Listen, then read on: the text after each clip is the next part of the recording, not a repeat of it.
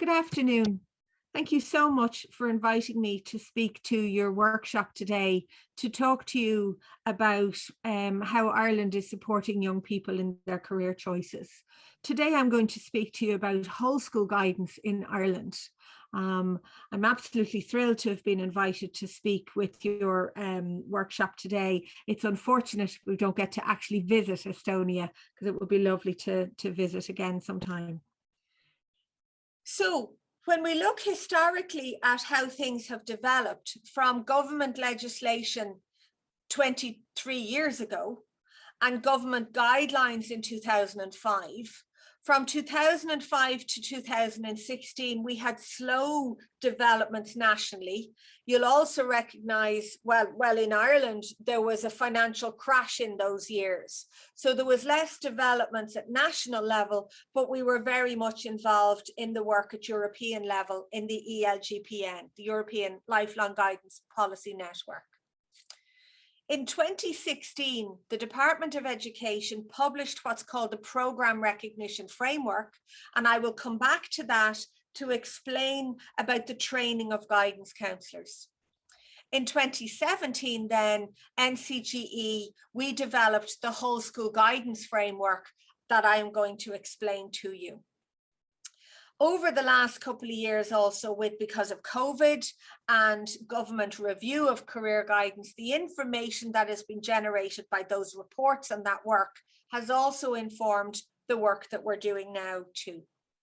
At the end of this presentation is a link to all of these various documents. So I will make the presentation available to your colleagues so that you will have access to all of this information.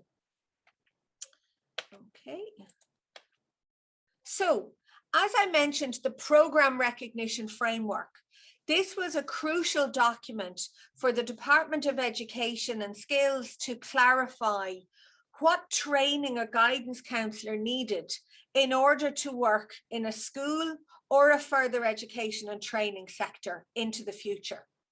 And while this program, this set of competencies were agreed in 2016 and published then, it took a number of years for the process to develop so that in all of the universities providing training for guidance counsellors in Ireland now, these processes are in place since September of last year.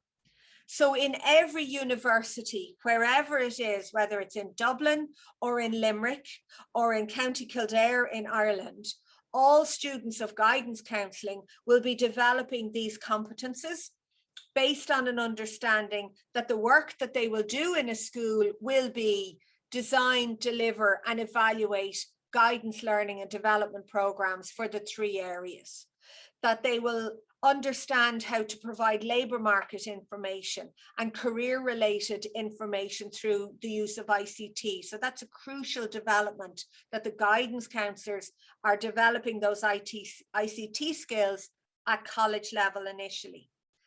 That the trainee guidance counsellors will be trained in the use of psychometric testing, but that they will also be developing their own skills in networking and collaboration and leading and managing a guidance service, so that they are not, there is an understanding that the guidance counsellor is central to the work, not just working by themselves with students. There is a policy to the work that they're doing also. Within the school developments also, the Department of Education issues what are called circulars every year, which determine the allocation of guidance in each school. So whether a school can have a full-time member of staff, a part-time member of staff, depending on how many students that they have, and also that a guidance counsellor will administer and use psychometric assessments and the rules and the guidelines surrounding the use of those assessments. So when a guidance counsellor is working with a student, they know that there is good practice guidelines for the use of psychometric tests with that student. Also, as part of the work over the last 20 years, the Department of Education funds what's called the supervision program for guidance counsellors. So this is putting in place the supports for guidance counsellors to consider their own practice, to work in peer review with others, and also to have a qualified supervisor check in with them about their work. So again, when a guidance counsellor is working with a student who is making a career choice or an education choice, there will be a personal social development aspect to their work. If that student is having personal development difficulties or psychological issues, the guidance counsellor has supervision for working with that student and those students with those issues. Our whole school guidance framework, which I will explain, looks at both the delivery of the guidance program and the development of the competences of the student. So we've looked at the competence of the guidance counsellor to work with these students, and the framework then is the competence of the students, that the guidance are helping the students to develop those skills. A key part of the work that we do to support the whole school guidance framework is the development of resources. And we deliver CPD then for guidance counsellors, reflecting that whole school approach. We develop resources, materials, templates. We deliver webinars, especially due to COVID. Those webinars were very successful. We were able to run face-to-face workshops before the COVID pandemic, which we can't do at the moment, unfortunately. Okay. Before I move further in relation to guidance, it's important also to recognise that from a government Department of Education perspective here in Ireland, there is a recognition of the need to focus on well-being for the student and the teachers and guidance counsellors in the schools. So in a parallel process to the development of the whole school guidance approach, it is a requirement, a policy requirement of the Department of Education that every school will have its well-being policy statement and framework. And this is based on the World Health Organization definition of what well-being is. So well-being is present when a person realizes their potential, is resilient in dealing with the normal stresses of their life, takes care of their physical well-being, and has a sense of purpose, connection, and belonging to their wider community.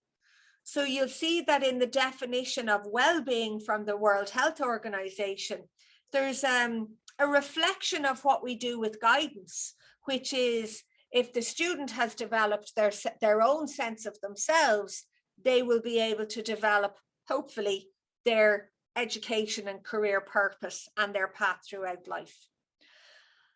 And every school in the country is required now to have a well-being policy statement. The support model in schools for all of this well-being work, including guidance work, is this continuum of support model, so that the school provides support for all students and support for some students and support for a few students. That can be special educational needs. That can be extracurricular subject support for extra English for students who do not have English as their second language, as their first language. So every school has a requirement to provide all of the necessary supports through that school in collaboration with external agencies. So taking on board the developments over the historically, taking on board the program recognition framework and the understanding, I see some questions, so I will come back to that. How do I differentiate in practice? I will come back to that question, thank you. So taking the information from a historical perspective and the program recognition framework and the activities of guidance and the competences of guidance, NCGE worked to develop and publish this whole school guidance framework. Ultimately, the aim is always about developing the guidance program so that the student will benefit ultimately. This is always, the outcome is always that the student will benefit from this program. When to answer that question, how do we differentiate practice, guidance for all, guidance for a few? I will come to that now in explaining how this works in the context of guidance planning. Okay. If I can move this on. Okay. So firstly, when we look at the competences of the student, we look at the whole school guidance approach to the competence development of the student developing myself. So learning about themselves, learning about their positive self-esteem, how to positively and proactively interact with others, develop their learning, and in that case, learning about exam strategies, making educational and subject choices based on their career aspirations. So for example, if a student is particularly interested in history or geography, is that an area that will interest them from a career perspective, or are they just interested in it because they have a genuine interest in how the world has developed, the history of their country, how their grandparents grew up? So how do they relate their learning to their future? And also developing my career path. So over the course of the 6 years, they learn about career information, how to find that career information, how to understand, to develop an understanding of what that career looks like, what working in that career would look like. And also through the development of all of those competencies, be able to personalize them, integrate that information into themselves, and make a decision at the end of school, coming up to the age of 17 or 18, as to what career I think I might like, or what education program I would like to do, and go this direction with the career and go that direction when I'm a little bit older. There's a question, what is the main challenge at the moment for career guidance specialists in schools? The main challenge realistically is there is one of them possibly in a school of 400 students. So where we advocate that the students will benefit from this work, we are not suggesting that the guidance counsellor has to do all of this work. We advocate that they do it in the context of the working with the whole school. Another main challenge for the guidance counsellors in schools at the moment is the personal development side of that career guidance program, especially with schools going back now full-time into school, where students have been out of school for so long, they've been engaged like this on Zoom, they may have disengaged, there may be family issues because of COVID, there might be bereavement or illness in the family because of COVID, there might be parents have lost their jobs because of COVID. And the challenge then for the guidance counsellor is that the students are feeling this on a personal development level and a psychological level. And there is a lot of anxiety. So actually it's those two issues. You know, there is one guidance counsellor, or maybe two if it's a very, very big school, and the students have a lot of anxiety because of and due to COVID. I hope that's answered that question. Okay, so when we're looking at the developing myself, developing my learning, and developing my career path, those competences may not just be part of a career guidance class. They might be part of what we call the social, personal, and health education class. So there might be other teachers who are incorporating some of these competences into their courses also. Okay, so go back to the question, how do we differentiate guidance for all, guidance for some, and guidance for a few? So this is our wheel because it's a circle. We didn't find any other exciting name for it. And the Thanks, Margit. Actually, your question is good timing because it will explain, the wheel will explain. So where you ask, responsibility seems to be huge, both in terms of volume and activity. Are there any other professionals in school or school guidance counsellors share the responsibility with inside and outside? So essentially, yes, is the answer. So in looking at guidance as a whole school approach, we advocate that the guidance counsellor and the school management will look at the needs of the students in their school. Is it a rural school, an urban school, a city centre based school, a disadvantaged school in an economically disadvantaged area? And they look at the needs of those students. Are they mostly from areas where there is very little employment, or are they from an advantaged area where most of the parents from that school have actually all got third level qualifications? And what are the needs of those students?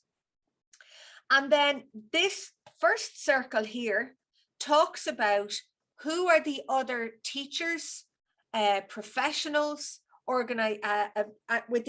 teachers and professionals within the school that the guidance counsellor can link with. So for example, we have what are called the learning support teacher or the special educational needs coordinator. So as an example, if a student has specific learning difficulties, for example, dyslexia or autism, through our legislation, they will be in what's called a mainstream school. They will not necessarily be in a specialized school for people with disabilities. So they will have a special needs assistant working with that student in the school, and they'll have a coordinator of the special needs supports in the school. So the guidance counsellor would work with that special education needs coordinator, where the needs of that particular student are identified, and perhaps that special needs coordinator will be the liaison with the parents. It might not have to be the guidance counsellor. In another case, for example, we talk about the school chaplain. So in some schools in Ireland, because of the historical connection to religious orders, there might be somebody from a religious background as the chaplain, or there might be an assigned person as the chaplain. And that school chaplain might provide some of the personal counselling, personal supports for the student. So the guidance counsellor might identify that this student has additional personal development needs, and it would be the school chaplain or what's called a pastoral care teacher who might work with that student on a more regular one-to-one basis. But again, that will depend on if those teachers, if those positions are available in the school. Also, we expect that school management will have a role in ensuring that the guidance counsellor has the facilities that he or she needs, access to a computer room for IT-based guidance classes and school research. In the wider circle here, we talk about the different types of programs that the guidance service, the guidance counsellor would be involved in. So I mentioned psychometric testing. So this would be the teachers might deliver standard ability tests, and the guidance counsellor would deliver on the aptitude tests. And the guidance counsellor would then have an idea, okay, well, Mary or John is struggling with their maths or their English, but they're doing really well in art. And they're doing really well in technical drawing classes. So there is a difference in their skills, and maybe that student might need to be assessed for dyslexia or other difficulties. And we need to focus on the skills and abilities they do have when we're looking at their future career and education options. So it's very much the guidance counsellor working with the other school teams. And when I mentioned the wellbeing policy statement in schools, every school is required to have what's called a wellbeing or care team or support team. So the guidance counsellor would be very much part of that team in the school. When we talk about then guidance for all, guidance for some, and guidance for a few, what we mean by that is that every student who comes into the new post-primary school in first year should have an opportunity to find out about, to learn about the supports that are available to them in the school. It might be the guidance counsellor delivering that class, or it might be another teacher. But it's a conscious awareness of everybody in the school that the student needs to feel supported, comfortable, and settled in the school so that they will be able to engage with their subjects as they're going through those subjects. Also, in the context of guidance for all, if you go to the 5th and 6th years, it is ensuring then that every 5th year or every 6th year has an opportunity to explore college open days and gets an opportunity to go maybe as a group from the school to a college open day. When we talk about guidance for some, this is where the guidance counsellor and school management will have identified, okay, there's a group of students who, for example, they are high achievers and they all want to do medicine. So maybe we could work with those students very specifically on work experience in a particular area. Or maybe we have a group of students who have come to live in Ireland from other countries and their English may not be so good. So we need to bring them together and make sure their parents have extra information and the students have extra information in relation to their career and education planning. For the guidance for a few then, we are absolutely talking then about the one-to-one guidance provision. So not group work, not information work, but the one-to-one work with the guidance counsellor. So you'll see there we talk about the guidance counsellor then engaging with the wider community. So higher education organisations, here these are our examples in Ireland, the various different national agencies.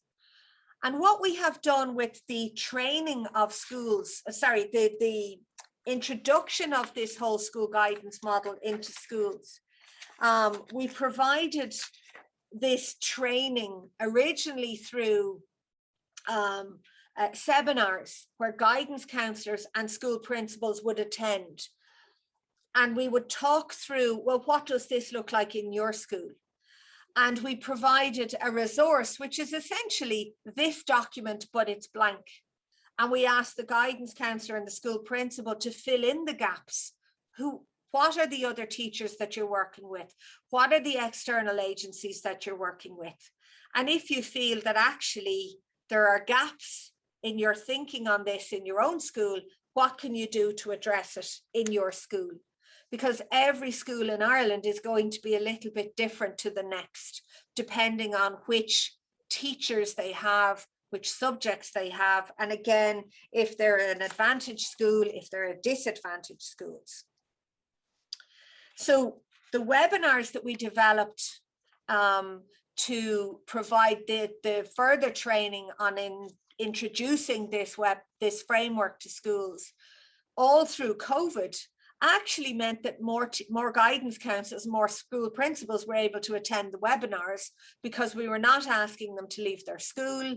They could sit at their desk for 2 hours. They could engage with us and ask questions like some of you are doing now and take away the exercise and come back and let us know how they were getting on.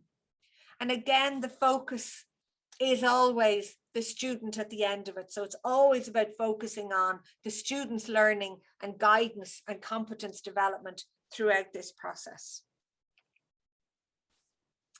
So while the framework made sense and makes sense, that is about the planning of the guidance service, the delivering of the guidance service in the school system. And traditionally in Ireland, where there was maybe less funding for guidance, but still there was a need to provide guidance, that would have always been focused on the 5th years and the 6th years or the students in transition year. subject choice, university open days, researching careers when you're 16, 17 and starting to make decisions. So there's not quite a curriculum, but there's a standard of practice that every guidance counsellor would be aware of for the senior cycle program. And what became very obvious through the webinars, the face-to-face seminars, was that the guidance counsellors and the school principals were saying, we don't know what to do with our 12-year-olds, with our 13-year-olds, the students who are in first year, second year and third year. What do we do with them? You don't start talking to a 14-year-old who is in their second year of post-primary or high school. You don't start talking to them about applications for universities. You don't start talking about, well, you need this, you need to get this in your exam results in sixth year. But what you do start to do is introduce the concept of career and what subjects are important for making a decision. For example, if eventually you would like to do an apprenticeship as a carpenter, it would be a really good idea to do a woodwork class for your leaving certificate. So from the feedback from the schools, my colleagues here in NCGE developed what we call guidance-related learning. And again, this guidance-related learning absolutely takes on board the competence framework that we talked about of developing myself, developing my learning, and developing my career path. And these resources were developed so that the guidance counsellor or another teacher could deliver a class to first years who are 12 or 13, second years who are 13, 14, and third years who are kind of 14, 15, maybe 16, depending on what age they were when they came into post-primary. And these resources provide an opportunity for short-term classroom-based activities on looking at my values, looking at what's of important to me, what family, what careers do I know about through my own family. So as an example, and when you have the presentation, that link will bring you directly into this, this facility to access those resources. They're on a zip file because they're in Word and PDF format for a student, for a guidance counsellor to use in schools. You're welcome to have a look at them. You're welcome to try them out if it's valuable to you. And if you do, please let us know. They are in English. They're not in Estonian, so we haven't translated them. But please, if you engage with them, please let us know. So as an example then,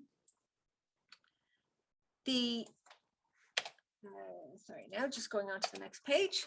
So as an example of one of the modules and one of the class groups in second year, which the student will be about 14, 15, one of the modules within that program is on my pathways.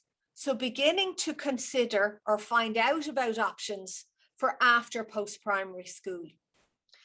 And part of this work is also about encouraging the student that if they stay at school to complete their leaving certificate and they do the subjects that are of interest for their career, this will be of benefit to them in the long run. And you're talking there about what OECD are now talking about, career alignment. So having a sense of, well, if I do geography for my leaving cert, I might be able to do a course in environmental sciences, for example, or I could become a park ranger or a zookeeper because I've learned about geography and ecology. So at the end of this particular module, the outcome for the student, and again, as I say, this is all about what the benefit for the student. The student should be able to identify the necessary entry requirements for going on to college or work or an apprenticeship. So if I want to do an apprenticeship, as I mentioned, as a carpenter, doing woodwork in school would be a good idea. If I want to do an apprenticeship in in the insurance industry, which we have here in Ireland, maybe if I do a course in business studies, that will help me towards my apprenticeship in insurance. Looking at those subjects and also what skills are needed so that they can start looking at, well, if I get a part-time job or I get a work experience when I'm in 4th year in childcare, I'll have a better sense of if that's something I'd like to do.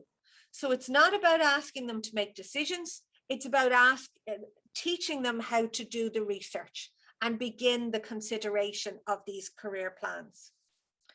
They'll also be clear about who are the best supports for them in the school, whether it's their special education teacher, or it's the guidance counselor, or it's another teacher, like the science teacher who has connections with science companies.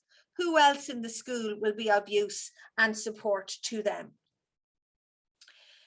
As an outcome, because obviously, well, not obviously, but there is no exam in these particular programs that we advocate for the students. We ask them to write a letter to their future self about their hopes and their wishes at that point on their journey. So we're asking them to start thinking ahead, my daughter, who is in her 20s, uses the phrase manifest. I'm not sure how that would translate in Estonian, but it is about visualizing the future and having an understanding of, well, this is what I think I might like to do into the future, and write that letter and put it somewhere safe. So, as I've mentioned, those resources we have developed, for example, with Junior Cycle. And in the planning of the whole school guidance program, then, we have also developed resources based on this framework, for example, working with 6th years, or in the direct delivery of guidance to the 6th years, the students who are planning their career choices, or resources for the guidance counselor and the school principal to engage with a planning, a review, an evaluation, and a strategic planning process. So we have developed resources, webinars on these particular topics. And when you have access to the presentation, if you click on those links in those circles, they will bring you directly to the webinars and the resources for each of those particular developments. As one example, just to show you that using these resources with the students and the benefit again and support for the students, one example is we have a questionnaire on taking stock for 6th years. So a questionnaire specifically for the 6th years on, well, where am I with my future plans? Do I understand application systems? How am I feeling in myself? Do I know who I need to talk to? And just giving the 6th years a checklist so that they can, you know, identify their own needs and arrange to speak with the guidance counselor then on, okay, I'm here. I know exactly where I want to go and I've made my application.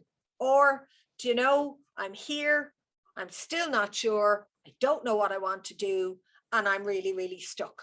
And the guidance counselor then has information to work with the student, and the student can start to reflect on themselves also.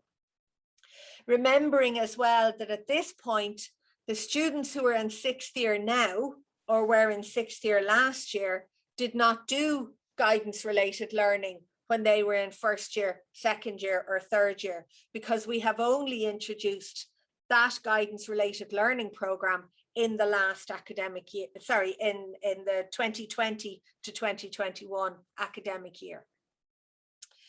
One of the resources that was developed for 6th years was where the students had completed their Leaving Cert. As they were about to walk out the door of the school, the guidance counselor could give them a resource to say, okay, these are the dates you need to remember. This is the information you need to remember. These are the contact details you need to remember. So when your exam results come out, here's the website to check. When you get your application for college, sorry, your offer of your college place or your apprenticeship place or your workplace, here's the information and the links to the organizations you might need to check, so that there is a handover and supporting the student rather than just saying, goodbye, you've left our school, we're not working with you anymore. As I've mentioned, in the guidance program in schools, we talk about personal and social and careers and educational program. So this particular questionnaire would be looking at, whoops, sorry, sorry, can you still see that screen? Sorry, I thought yeah, great, thanks, Margit. So this particular questionnaire is looking at the 6 years reflecting, where am I before I leave school? This tip sheet is for a 6th year after they have left school. And we also have developed templates for schools so that they can develop what we call the support for student document. It's very straightforward. I'm sure you guys do this also yourself. And this is ensuring that every student has a list of internal and external support services in their local area.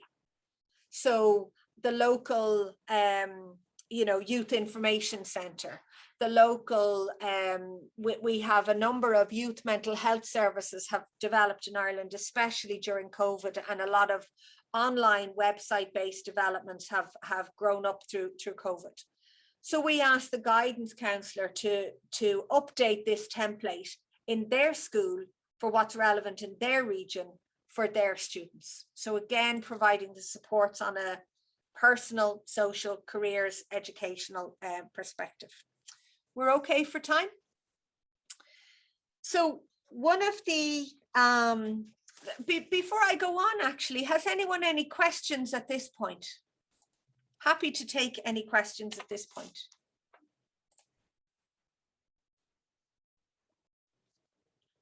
No? Okay, we'll keep going. That's great. As I've mentioned, obviously, well, not obviously, but in Ireland, and from what we hear from the OECD survey of what was happening across the country in guidance delivery, most schools across the world closed during the COVID pandemic. Schools where there was a high level of IT interaction, it was very simple for them to move into an IT delivery program. In Ireland, that was not very simplified. Schools were told by government rightly, you're closing on the end of this week and you will not be open for another few weeks, which turned into months. So schools in Ireland had to go from classroom-based, paper-based delivery of our education programs to an online, internet-based education delivery for all students, whether they were primary school, post-primary school, higher education, further education. And our service here, we were not working in the office also, so everything was online. And that posed difficulties then for the delivery of guidance and the supports for students, where guidance counsellors were normally providing their guidance sessions in classrooms in one-to-ones.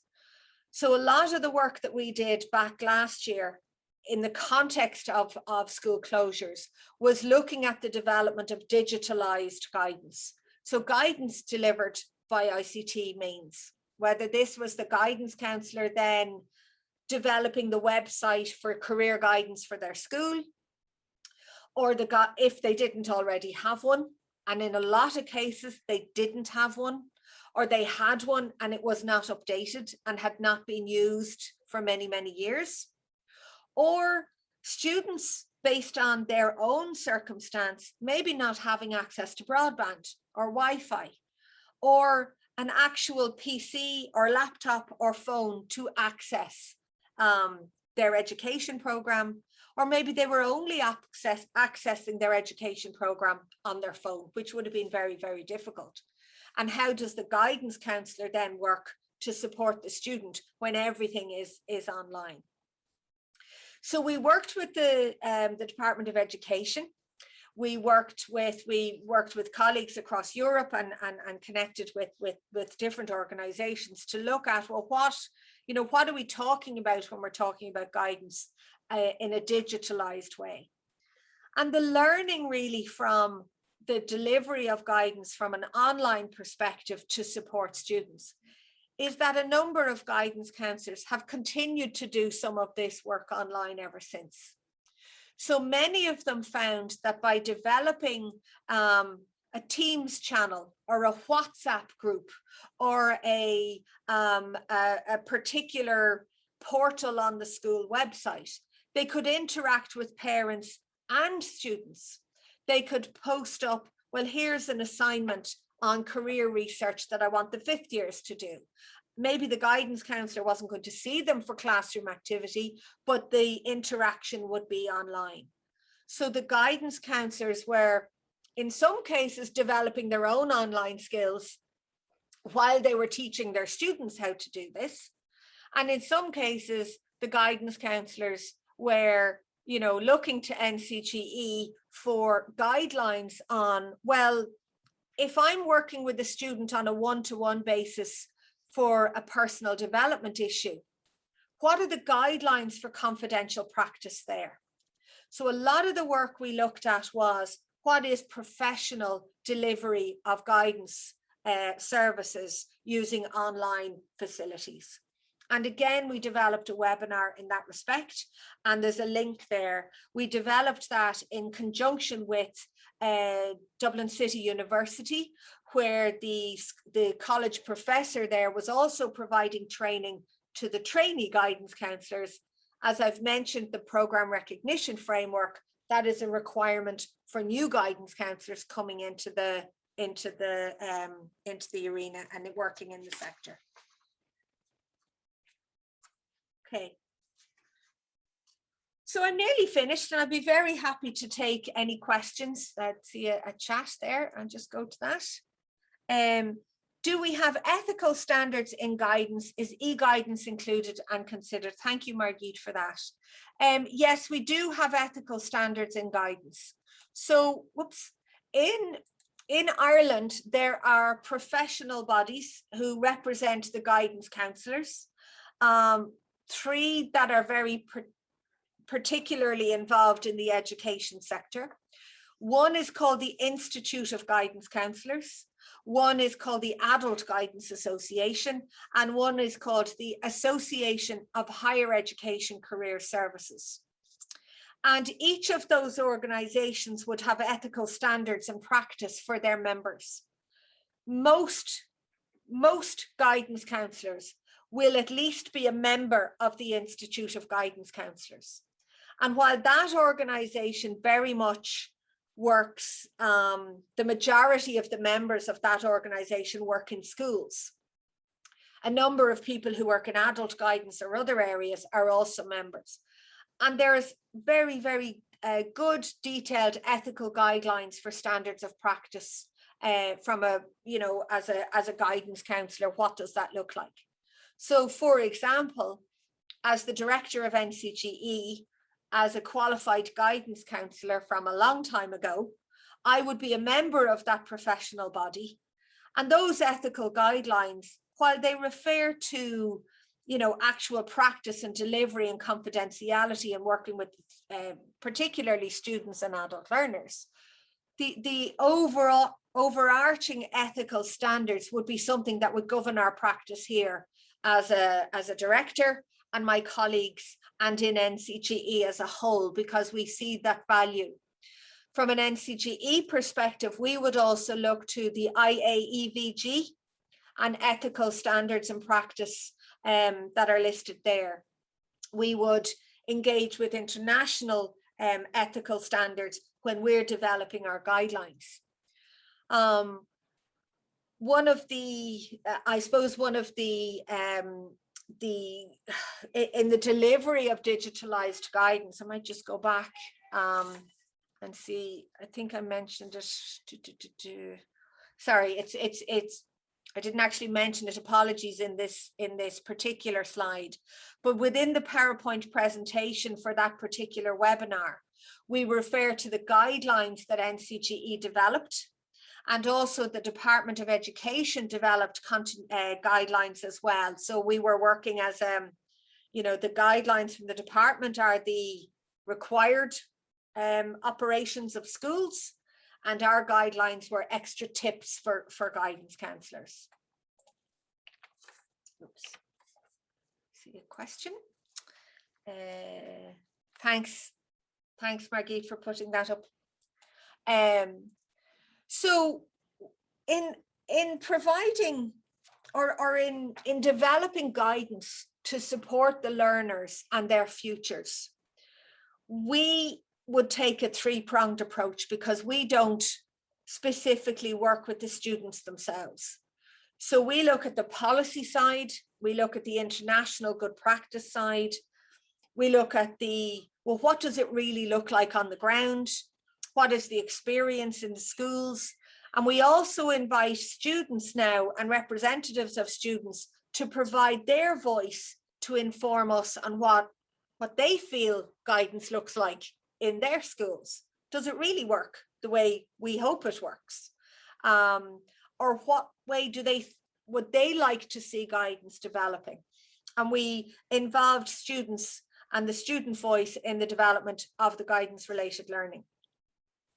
So we continue from an NCGE perspective to develop those good practice guidelines and set those good practice expectations. And you'll see here behind me, may not be too clear, but we have the wheel. And when we deliver the webinars, the one thing that people say to us is, oh yeah, we have that wheel in our office, or we have that wheel in our staff room. And we are hoping now over the next couple of months to engage with schools to find out really how many schools are using the framework, what are they doing in their school, and how is it working for them? Because our figures from our attendance at the webinars would suggest that there was at least 1 or 2 people from every school in the country has attended the webinars, at least kind of 3 or 4 of the webinars on particular topics, which all relate back to whole school guidance. We will continue to provide CPD for the guidance practitioners and the guidance counsellors, and we support and we're part of the steering committee to support and the delivery of that supervision programme for guidance counsellors. Again, if the guidance counsellor is supervised and supported in their work, they can support the student professionally. One concern would be, for example, if a student is experiencing a particular difficulty because of what's going on at home, if that resonates with the guidance counsellor, maybe the guidance counsellor may not be as objective as he or she needs to be, and that supervision programme will really, really help that process. Well, we know from feedback that supervision helps that process. We are continuing to develop resources for the guidance related learning, and we are looking at the possibility of a longitudinal study on guidance related learning to assess the effectiveness. So again, we only delivered it from last year, and we're hoping to work with a couple of a set of schools in the next year to ask them to introduce guidance related learning where they haven't done it yet, and actually, you know, look at evidence, look at data, look at measurements of what the students have learned, what have they benefited from this learning. So we're hoping to get into that evidence gathering on that work. Also absolutely involving the student voice to see what they feel about those guidance related learning resources. And we, like I say, looking at the outcomes, because the development of the framework and the policies and the resources to help the guidance counsellor and the school management to deliver guidance, that bit's done. We can do extra resources for that, but now we need to start looking at how is it working? What do we need to change? What do we need to develop? And what resources we need to continue to deliver so that the guidance counsellors can work and ultimately the students can benefit in the long run. So I'm let me see now. So just to show you on the presentation there, all of the links, and all of the links are in the presentation. Please feel free to, get into them. Any resources from an NCG perspective are free, so you don't need to access passwords to get into them. But again, they are all in English. So from a presentation perspective, Aita, thank you so much for inviting me to speak to you all. And this is our language in Irish. It's been lovely speaking to you. So what I'm going to do is I'm going to stop sharing, if that's okay. And I have a question there. There was a question in the chat. Let me see, where's that gone? Okay, so the question in the chat, and please feel free to ask any questions. If you want to turn on your screen, your video, and turn on your microphone and ask a question, or ask Margit to translate a question, I'm more than delighted to speak with you also. So the question here is, do you have supervision available for school staff in general as well, or for other support staff? Not in the same way. So the answer really there would be no, not in the same extent. There are various different associations for different subjects. So for example, there'd be a geography teachers association, and they would provide support and peer support in that respect. The special education needs coordinators would have their own peer support and an organization looking after their training and their CPD. So the supervision would be a very different kind of program to the one that is delivered for the guidance counselors. And the one for the guidance counselors really recognizes the counseling aspect of their role, and that overarching personal development and career and education approach. And I suppose as an example, the guidance counselors will give, if they're explaining about the sort of work that they do in their schools, and explaining why we have the focus of personal and careers and educational as the, all working together. What we find in our schools is that a student will go and request an appointment with the guidance counsellor to talk about career options or education options as an extra option in the guidance for a few, as an addition to the classroom they've been on, the class they've had, or the seminar they've been at, or the open day of a university. And the student may come in with saying to the guidance counsellor, I want to talk about a career plan, but actually they really want to talk about what's personally happening to them. Maybe there's difficulties at home. Okay, we've 6 minutes till the end of the workshop. I've just been notified. So maybe in the word pretense is not the right word, but under the umbrella of talking about careers and education, the students often feel more supported then to be able to talk about their personal difficulties. So a discussion about science subjects and science degrees might become a discussion about my parents split up at the weekend and I can't concentrate and do my homework. And the guidance counsellor can work with the student on all of those issues. So with that in mind, are there other questions, or is there anything you would like me to re-explain in the next couple of minutes? Be delighted to answer any questions for you.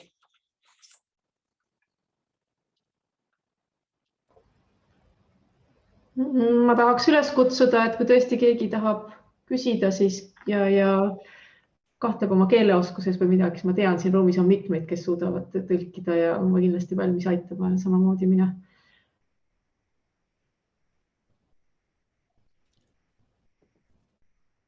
Igatahes on väga vaikne, ma ei tea. It's very, very quiet in the room. Okay. It is very hard to take in all of this information all in one go. There's a lot, and I'm very conscious that you guys are listening to me speaking English in an Irish accent, on a screen. And that is not always the easiest thing to do.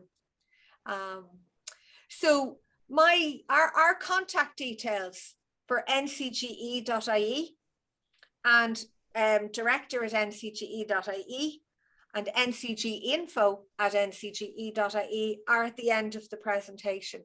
I'd be delighted if any of you follow up and ask me any questions. And also from an NCGE perspective, as I mentioned, the resources are available.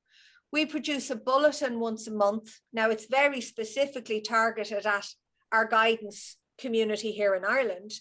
But if you subscribe on our website, you'll get a link once a month with some updates of information. And twice per year, so in the spring and in the winter, we produce a magazine also called Guidance Matters. And Margit has written for that magazine for us on a number of occasions. So thank you, Margit, for that. There is always a section on Europe and Euroguidance. And we look at, you know, various different developments in Ireland and across the world from a guidance perspective. So on our website, there's a little button at the top of the website, subscribe. You're welcome to put your name in there and you will get updates from us then when those online publications are available. So I think that's it, Margit. I think we've Thank you very, very much, Jennifer.